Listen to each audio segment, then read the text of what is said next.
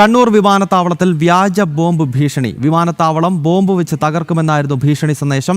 എയർപോർട്ടിന്റെ ഔദ്യോഗിക ഇമെയിലാണ് ഭീഷണി സന്ദേശം എത്തിയത്. പരിശോധനയിൽ ഭീഷണി വ്യാജമെന്ന് തെളിഞ്ഞു.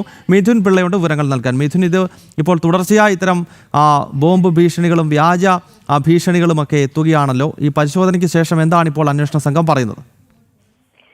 ഗൗതം, ഇന്നലെ ഏതാണ്ട് 11:15 കണ്ണൂർ വിമാനത്താവളത്തിന്റെ ഔദ്യോഗിക ഇമെയിലിലേക്കും വിവിധ വിമാന കമ്പനികളുടെ ഇമെയിലിലേക്കും ഇത്തരമൊരു ഭീഷണി സന്ദേശം എത്തിയത്.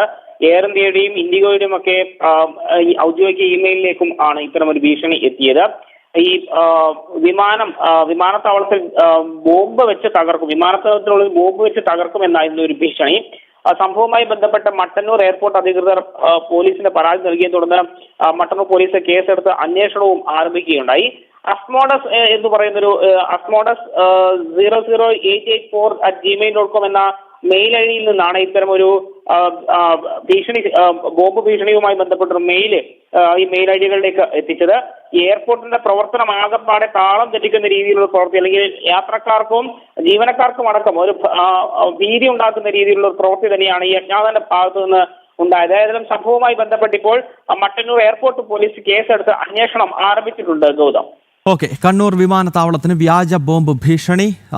ഇമെയിലിലൂടെയാണ് ഭീഷണി സന്ദേശം എത്തിയത്. പരിശോധന നടത്തിയ ശേഷം ഭീഷണി വ്യാജമാണെന്ന് അധികൃതർ അറിയിച്ചു. വിവരങ്ങൾ നൽകുകയായിരുന്നു മിഥുൻ പിള്ള.